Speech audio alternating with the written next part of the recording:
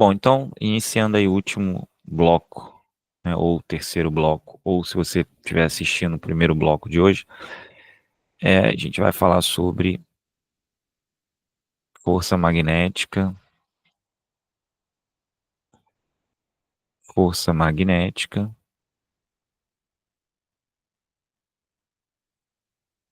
né, e principalmente sobre campo magnético, mas envolvendo agora condutores, tá? Ou seja, campos gerados por condutores ou atuando sobre condutores, né? Então, enquanto antes a gente falava sobre a força magnética, né, mas envolvendo cargas, agora a gente vai falar sobre a força magnética e o campo magnético atuando sobre condutores. E a gente viu, né, lá atrás, né, que quando eu tenho uma carga se movendo, então só recapitulando aqui, quando eu tenho uma carga se movendo numa região onde eu tenho campo magnético, então você tem uma carga aqui se movendo numa região onde eu tenho campo magnético, então eu vou botar essa carga se movendo para lá com velocidade v. Se essa carga é maior que zero, então o vetor QV está para a direita,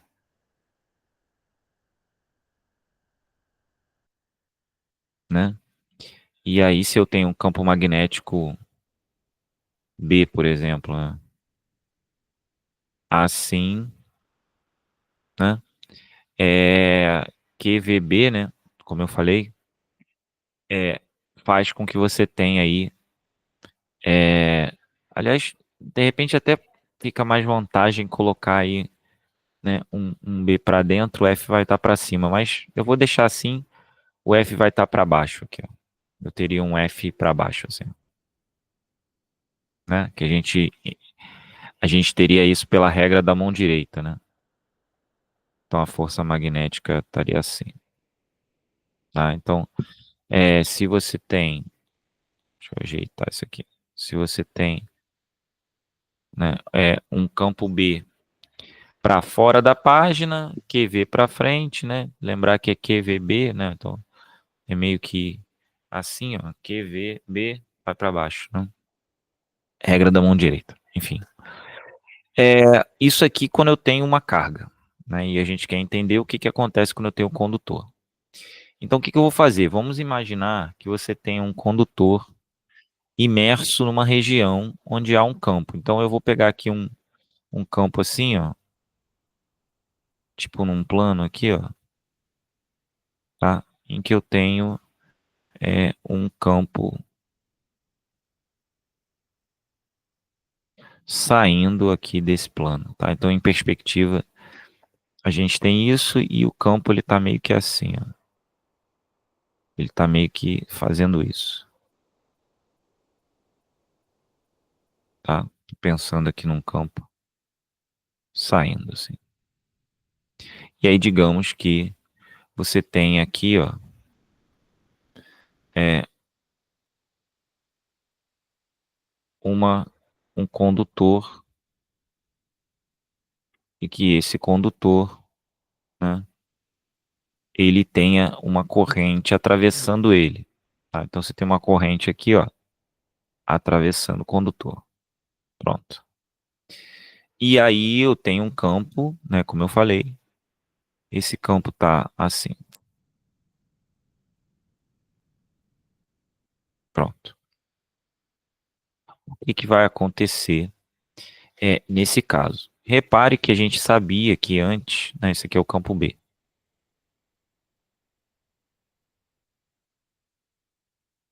A gente sabia que antes F era igual a QVB, né? QVB seno θ, né? Isso aqui vinha do fato de eu ter força magnética, isso aqui é a força magnética, igual ao produto vetorial de QV por B, né? Isso é um produto vetorial que resulta em F igual a QVB seno θ. Ok. Só que aí repare que V é igual a ΔS, né, sobre ΔT. Né? Então, se eu parar para analisar, V é ΔS sobre ΔT, F vai ficar Q vezes ΔS sobre ΔT vezes B vezes seno de θ. Lembrando que θ é o ângulo entre o vetor QV e o vetor B. Né? Então agora θ vai ser é o ângulo entre o vetor S e o vetor B. Só que Q sobre T é I. Ó. Q, lembre-se que lá da carga, né, lá da corrente, né, F é igual, ou I é igual a Q, que é a quantidade de carga, por unidade de tempo. Isso é corrente. E isso aparece aqui, ó. Acho que é melhor fazer assim. Então isso aqui, ó, Q sobre ΔT é I. E esse S é o comprimento, né, que as partículas percorrem. Que partículas? Partículas que geram corrente. Então aqui, ó, isso aqui, ó, é o nosso ΔS. Esse ΔS é o comprimento do condutor. E é claro que aqui também, né, eu não coloquei isso, mas as linhas de indução estão orientadas para cima. Certo? Então, o que eu tenho aqui? Um vetor QV indo para cima, né, no sentido da corrente. Um vetor B virado para cima. E aí você vai ter um vetor força magnética virado para a direita. Você vai ter um vetor força magnética assim. Tá? Então, talvez eu vou colocar fora do plano aqui, só para a gente entender, né? A força magnética vai estar para a direita aqui, tá? Então aqui vai aparecer o vetor força magnética. Então a força magnética vai ser I vezes L vezes B vezes seno de θ. Só que esse L, né, que aparece aqui, né, ele é o comprimento do condutor e o ângulo θ passa a estar entre o comprimento e o campo. Então, aqui se o campo é vertical em relação ao plano, né? Então, se eu estou olhando para um campo, vamos fazer assim, né? Estou olhando para um campo que é vertical em relação ao condutor, a força, então, vai ser aqui, ó, perpendicular, né, ao condutor, empurrando ele para a direita, ok? Então, e aí, se θ é 90, né, então esse seno aqui, ó, fica igual a 1 e você fica com F, como normalmente a galera escreve, P vezes I vezes L, B e L, tá? Então, toda vez que eu tenho, né, um condutor e esse condutor ele tem um comprimento L e está imerso num campo magnético, eu posso calcular, né, a força. É claro que se enfim, está inclinado, eu vou usar o ângulo, né? Você pode ter, por exemplo, um condutor que está inclinado em relação ao campo, não vai fazer diferença. Com um ângulo que não é 90, você vai jogar o ângulo aqui. E aí você vai achar lá a força magnética. Repare que se o condutor tivesse alinhado com o campo, né? Se a gente tivesse um condutor perfeitamente alinhado, deixa eu desenhar aqui um condutor alinhado. Digamos que eu tivesse um condutor alinhado assim, tá? É, ele não sofreria influência do campo magnético, beleza? Então, eu não precisaria calcular a influência aí do campo magnético sobre esse condutor, tá bom? Então, é isso que acontece aqui. Então, um condutor percorrido por uma corrente, né, ele sofre a influência do campo magnético, sendo empurrado aí numa determinada direção. E aí você pode usar a regra da mão direita, né? Porque lembre-se que essa corrente aqui, eu não entrei muito nisso quando eu falei de corrente, mas essa corrente aqui, ela é a corrente convencional, tá? Ou seja, é, eu não preciso me preocupar se são os elétrons que estão se movendo. Na verdade, o sentido correto seria o anterior, mas aí, então, enfim, né, se você não entendeu o que eu estou falando, não precisa se preocupar. Basta você se concentrar em usar a regra da mão direita sobre essa corrente aí. Bom, então aí a gente já consegue calcular a força magnética de maneira geral, né? E isso sobre um condutor de tamanho L. Né? Antes a gente só tinha, como eu disse, calculado aqui, ó, essa situação em que eu tenho uma carga, né, se movendo ao longo de uma região. A região aqui, no caso, tem um campo magnético saindo da folha. Bom, mas isso não é o único caso que a gente precisa estudar. Outro caso que a gente precisa estudar é o caso em que eu tenho um condutor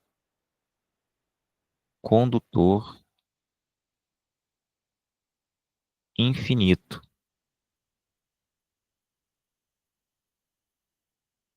Ou, se ele não é infinito,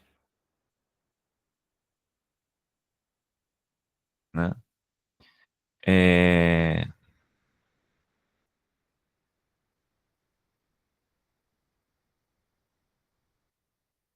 né? Se ele não é infinito, é um condutor. Então, vou botar aqui um condutor vertical para a gente usar como referência.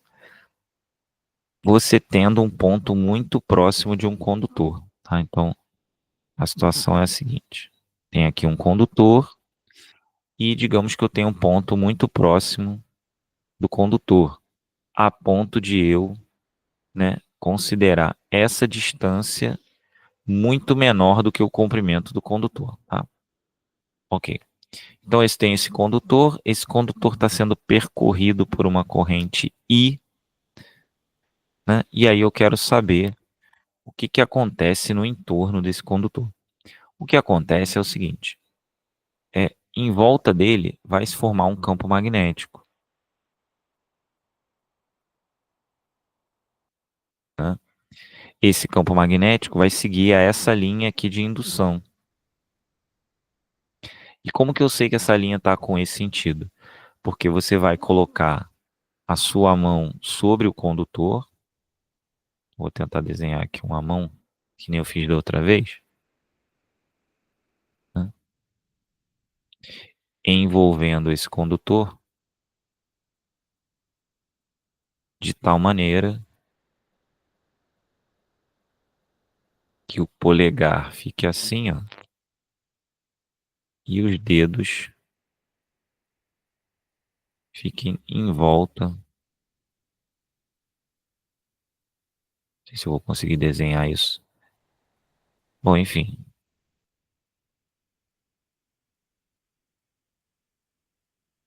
Não, acho que não vou conseguir. Enfim, o teu polegar, né? Imagina que tá assim, tua mão vai ficar assim, né? Envolvendo aqui. É porque eu desenhar assim vai ficar ruim, porque são as costas da mão, né? Vai ficar ruim de desenhar, mas seria algo mais ou menos assim, ó. Os dedos aqui, ó, né? Seria algo meio que assim,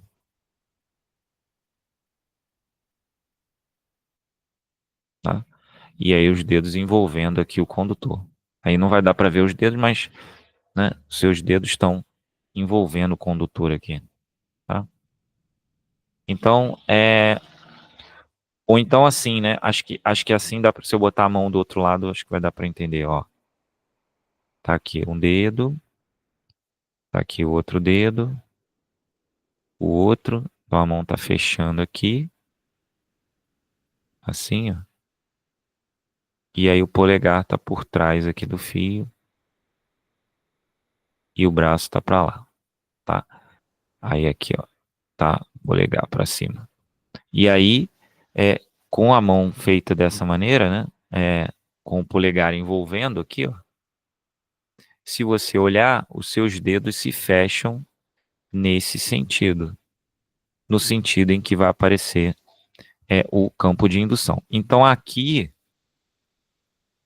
para lá para dentro, né? E aí aqui eu estou fazendo em perspectiva, o campo vai estar entrando na página, né? E desse lado, o campo vai estar saindo da página, né? Então, visto de cima, ó, visto de cima,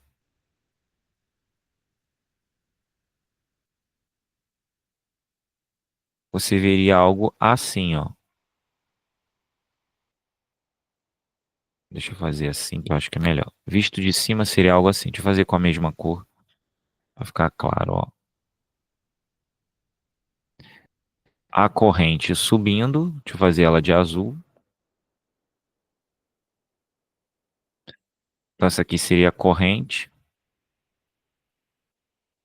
olhando daqui, ó, tá? E em volta, você veria o campo magnético fazendo isso. Como, né, você está olhando assim, no sentido anti-horário, né? Você está olhando a corrente vindo para você e o B você está vendo subindo aqui. Eu fiz de vermelho, vou fazer de vermelho também. Vai ficar assim, ó.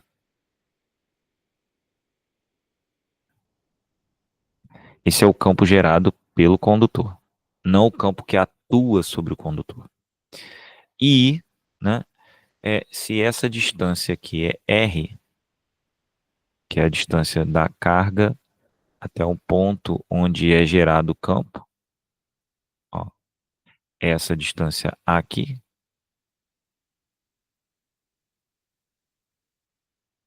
se essa distância é R, o campo gerado vai ser μ0 vezes I sobre 2π vezes R, onde R é a distância do condutor até o ponto. B é o valor do campo, μ0 é uma constante de permeabilidade magnética. Se eu não me engano, μ0 do vácuo é 4π vezes 10 a menos 7 Tesla metro por ampere. Isso é a permeabilidade magnética do vácuo. Permeabilidade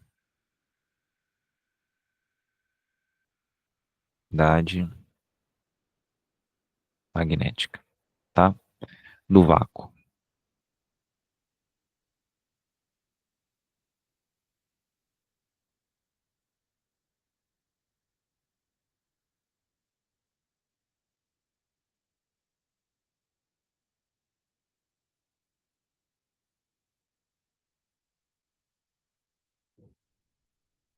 Certo?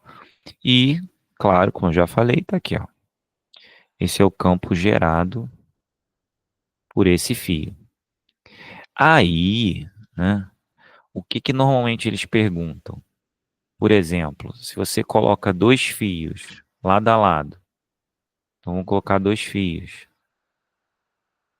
Fio aqui, outro fio aqui. Aí ele diz para você, ó, essa corrente aqui vale I. Essa corrente aqui, ó, vale 2I. Aí diz que essa distância daqui para cá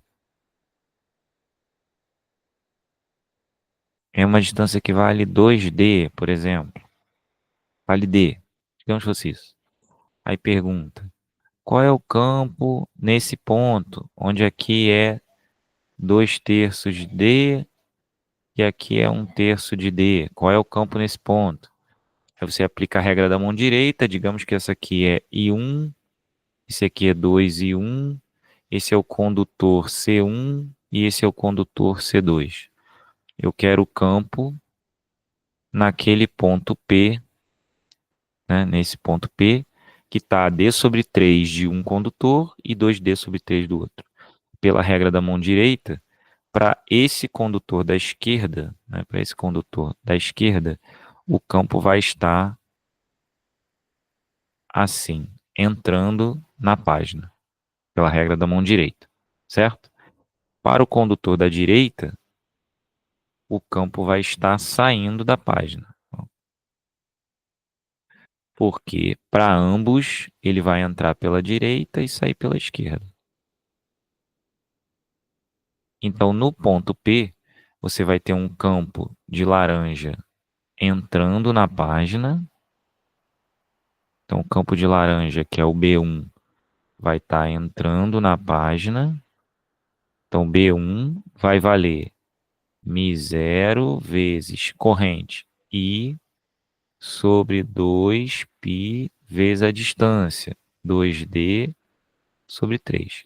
O campo verde vai estar saindo da página, que é o meu B2, e vai valer μ0 vezes 2i sobre 2π vezes distância, D sobre 3. Às vezes ele pede o valor do resultante, é a diferença. Aí o resultante vai ser a diferença entre B1 e B2. Né? Então, módulo B1 menos B2 vai ser, repare que o μ0i sobre 2πd repete, então vai ficar μ0 vezes i sobre 2π vezes d, que multiplica. Aqui está 1 sobre 2/3, né? Ou seja, 3 sobre 2, e o outro está 1 sobre 1/3, que vai me dar 1 sobre, vai dar 3, né? Então vai ficar 3 menos 3 meios, dá 3 meios. Aqui está dando negativo, né? Mas eu vou botar um módulo.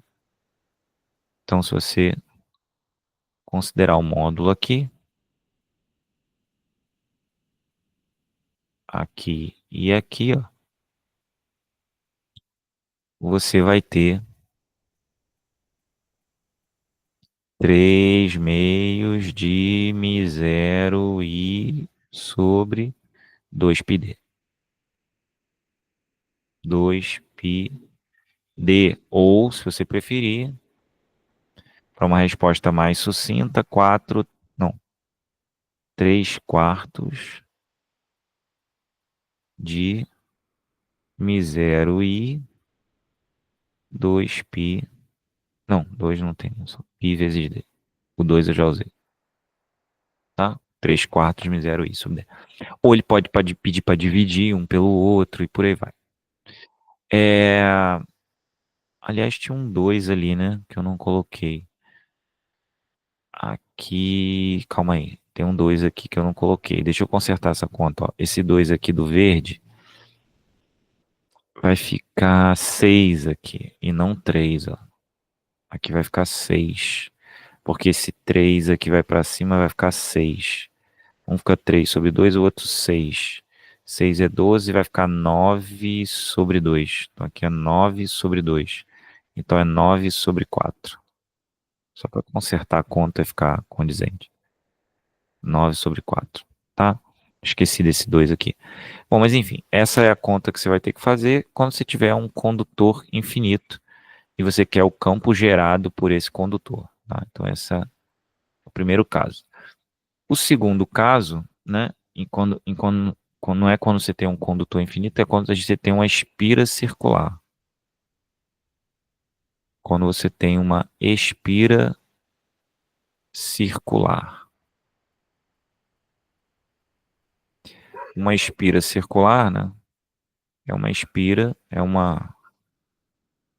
uma espécie de dispositivo que é percorrido por uma corrente. Então, vou desenhar aqui em perspectiva também, ó, como se fosse um fio assim, ó, Quando chega aqui, ele volta para cá. Como se fosse um círculo mesmo. A corrente entra por um lado, ou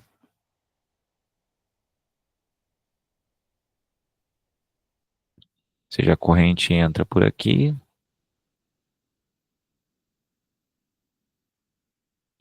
percorre toda a espira e sai por aqui. Então, vendo de cima, é como se você tivesse isso, né?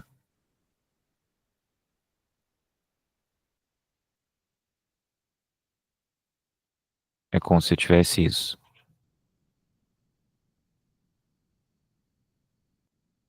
E aí uma corrente fazendo isso, né?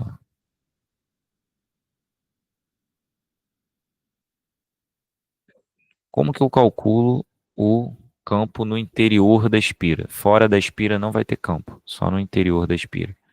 Como que eu calculo o campo, né, no interior, só para da espira aqui. Campo no ponto P, centro da espira, né? Então isso aqui é uma espira circular, cujo raio vale R,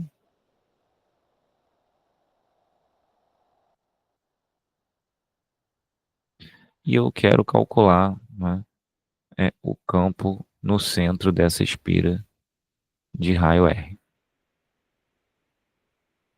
O campo vai ser B mi0 I sobre 2 R. Não vai ter o π que tinha ali. Aqui tinha um π, tá vendo? Aqui não tem. É só R, tá? Então, mi0 I sobre 2 R. Beleza? Lá é 2πd ou 2πr, onde R é o raio do círculo ali. E aqui é mi0 I sobre 2 R. Beleza? Isso dá espera. A mesma coisa de antes, às vezes eles pedem para você calcular apenas o campo. Às vezes eles colocam duas espiras concêntricas, tipo, eles desenham uma espira assim, de raio R, desenham uma outra espira assim,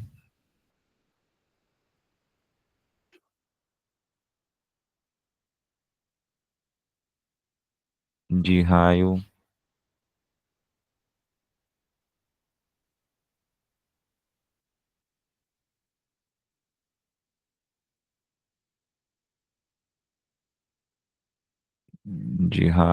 sei lá, 2R. E aí pede a você para calcular o campo no centro da espira. O que que você vai fazer? Vai calcular para um, vai calcular para o outro e verificar se os campos se somam ou se subtraem. Porque aí, quando você for fazer a conta, né, um pode ter a corrente chegando pela direita aqui e o outro uma corrente saindo aqui, ó,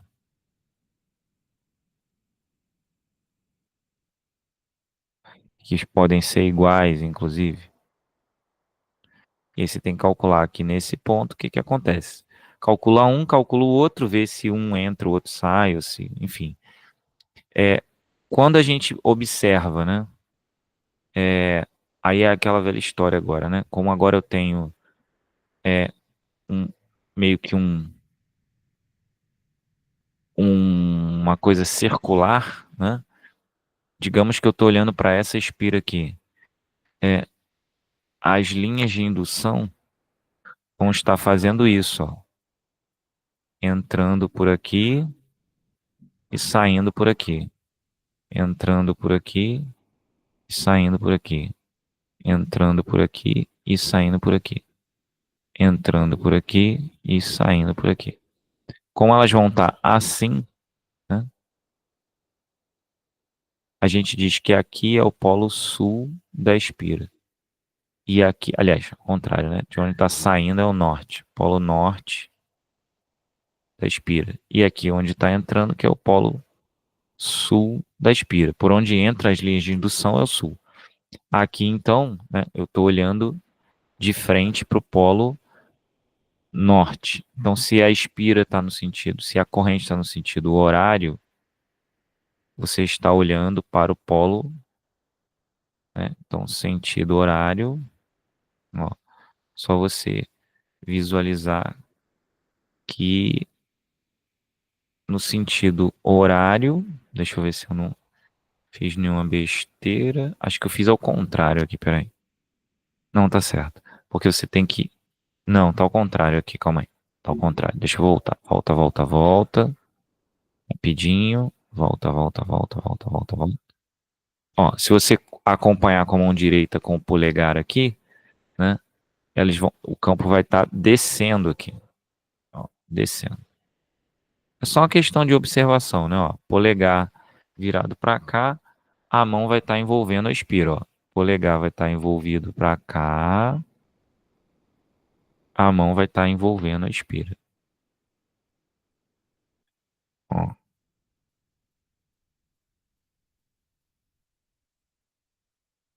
a mão vai estar envolvendo a espira. Ah, não dá para eu desenhar isso. Então, aqui vai ser o sul, aqui vai ser o sul e aqui vai ser o norte. Então, aqui é a mesma coisa. Se está no sentido horário, vai estar entrando, você vai estar olhando para o sul, sul da expira. Então, no sentido horário, você está olhando para o sul da expira. Sentido horário, você está olhando. Se você olha a expira pelo sentido horário, você está olhando para o sul da expira. Então, para de marrom é o sul, para de laranja é o norte. Então, os campos vão se repelir. Então, essa aqui vai estar olhando para o norte da expira verde e para de marrom vai estar olhando para o sul da espira verde. Então os campos vão se subtrair. Você vai fazer μ0i sobre 2πr minúsculo, μ0i sobre 2πr maiúsculo, vai fazer a subtração, vai achar o campo resultante. Tá? Aí, às vezes eles colocam um campo, um condutor lado a lado, enfim. É isso. Além disso, o que que você tem? Você tem uma bobina, né? Então, ó, recapitulando.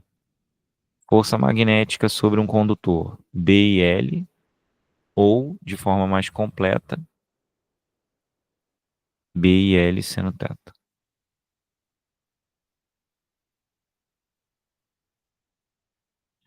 Né? Normalmente, seno de teta é 1. Quando eu tenho um condutor infinito, μ0i sobre 2πr, sendo que μ0 é a permeabilidade magnética, que normalmente no vácuo é isso aqui.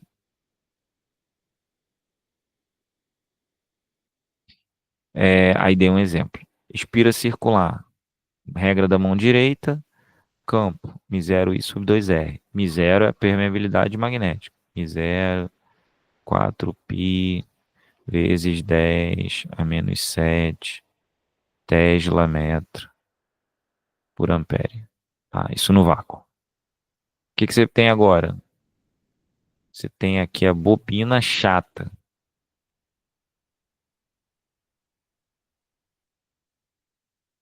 Que é a bobina chata?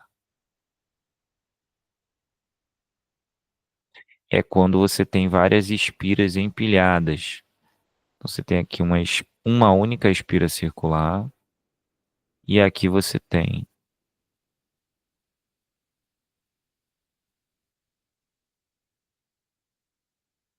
uma bobina chata. O que que é uma bobina chata? São espiras que estão umas sobre as outras empilhadas. Pode ser feito assim, ó. Uma espira, aí ela enrola assim, vem para baixo, aí vem para baixo, vem, calma aí. Uma expira aqui, ó. Assim, aí vem para cá, aí continua assim, ó. Aí vai descendo para cá,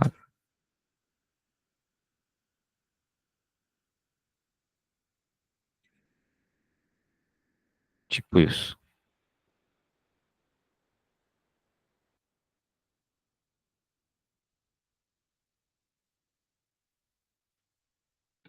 Então, o que que você tem? Você tem aqui, ó, várias espiras empilhadas.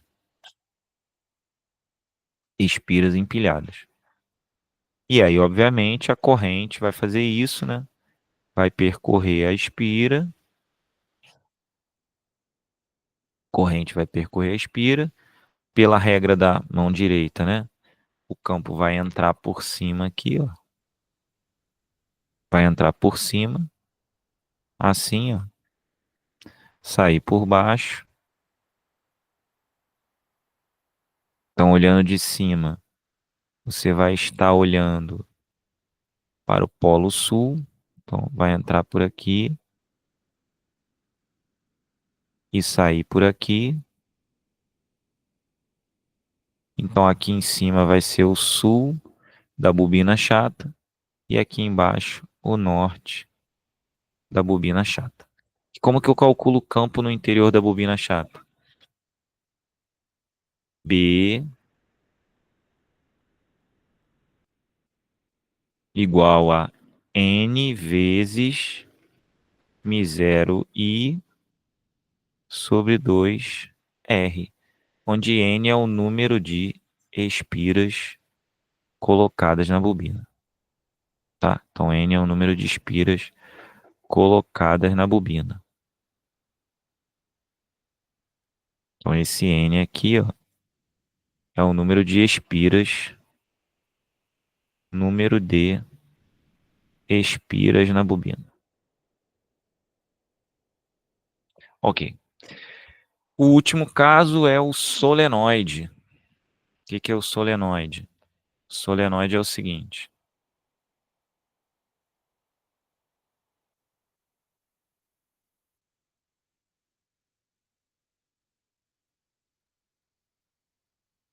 É quando você tem uma situação, então assim, é quase que uma bobina chata, parecida.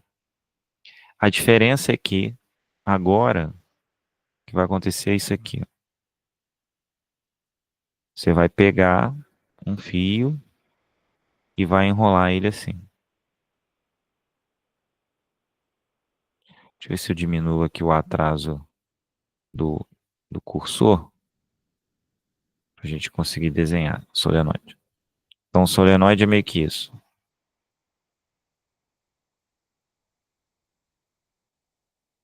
Assim,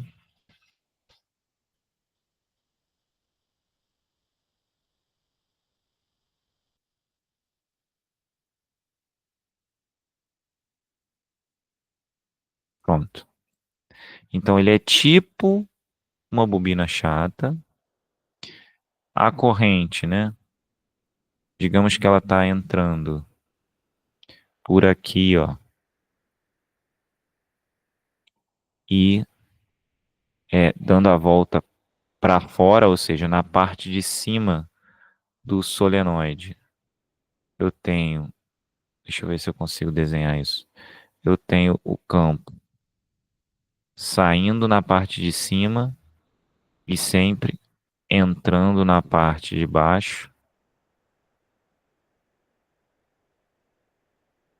né? Ou seja, é, ele está saindo na parte de cima, saindo, o polegar virado para mim, né? E entrando na parte de baixo. Então, o que vai acontecer é que o campo magnético vai ter linhas de indução fazendo isso, ó, entrando. Deixa eu aumentar aqui agora o atraso de novo. Entrando aqui e saindo do lado de cá,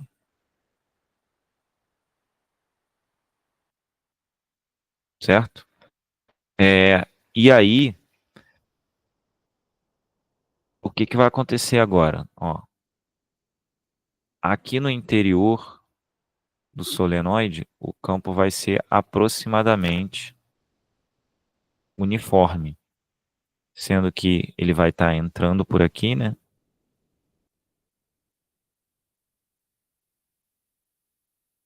E saindo por aqui. Então daqui vai ser o norte do solenoide e aqui vai ser o sul do solenoide. E aí você vai fazer o seguinte.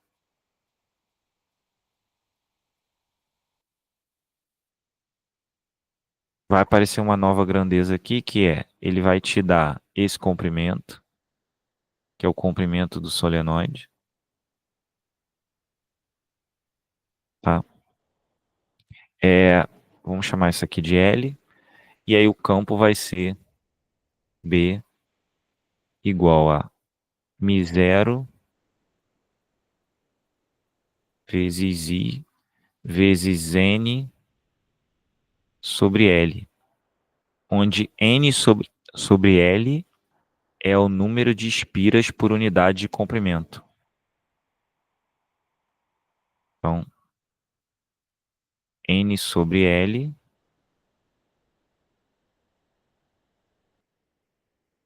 em que N sobre L é o número de espiras por unidade de comprimento. Então, o que que vai acontecer? No caso do solenoide, ele vai dizer para você assim: um solenoide com 1.000 espiras por metro tem 3 metros de comprimento. Então, ele tem 3.000 espiras, né? Então, ele vai te dar o comprimento e o número de espiras. E aí você joga aqui, né? Fazendo a conta, você vai ter essa conclusão. Então, ele te dá o N sobre L, tá? E quando que uma bobina chata é considerada, né? Porque assim, a bobina chata é tipo um solenoide. Quando que ela é considerada um solenoide? Quando o comprimento é muito maior do que quando o número de espiras é suficiente para garantir que o campo magnético no interior é aproximadamente constante, tá? Não é uma preocupação de vocês entender quando isso acontece. Normalmente o problema já vai dizer, beleza? Mas a ideia básica é essa, né? É quando você percebe que N sobre L é suficiente. Eu diria que é quando o L é muito maior do que o raio, né? Se você tem um comprimento que é muito maior do que o raio, muito maior, tipo 10 vezes, então já é necessário considerar como um solenoide. Beleza? Então é isso, ó. Você tem aí força magnética atuando sobre um condutor, né? Você tem, isso é B vezes L, famoso BIL, aqui, ó, né? B e L.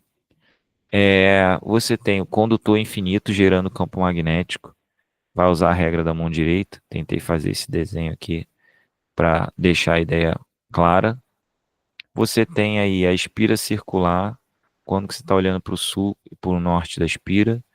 E você tem a bobina chata e o solenoide. Bobina chata são espiras empilhadas, o N, que é o número de espiras, vai aparecer na frente. E o solenoide é também uma espécie de bobina chata, só que você vai usar N sobre L, que é o número de espiras por unidade de comprimento, que ele vai dar, tá? Então, o número de espiras por unidade de comprimento. Então, normalmente vai vir assim, né? Espiras por metro, tipo 100 espiras por metro, 100 espiras por metro, 2 metros, 200 espiras, entendeu? Então, se ele te der N sobre L, você joga direto, né? Já é 200 para cada um metro. Mas se ele te der o comprimento e o número de espiras por metro, digamos que ele te dê, tem 3 metros e o número de espiras por metro é 100. Então tem 300 espiras, né? Ou então ele dá o número de espiras e dá o comprimento. Total é de 1.000 espiras e tem 5 metros. Aí tu bota aqui, vai sair, tá? Então, basicamente, é isso. Bom, então fecha aqui o último bloco. força magnética sobre condutores. Espero ter ficado aí claro, né? O horário já está bem avançado, mas é isso. Essa é a parte de força magnética, que corresponde à força magnética, né, sobre condutores. Ainda falta a indução magnética, a gente ainda vai falar. Isso envolve transformadores, lei de Lenz, lei de Faraday, enfim, algumas outras leis ainda que vão aparecer e que vão permitir que você entenda um pouco mais sobre a indução magnética, né? Como que a gente faz para criar corrente a partir do campo magnético. Algumas coisas já apareceram agora, mas a gente vai aprofundar isso com calma depois. Por enquanto é só. Então até a próxima e eu vou ficando por aqui.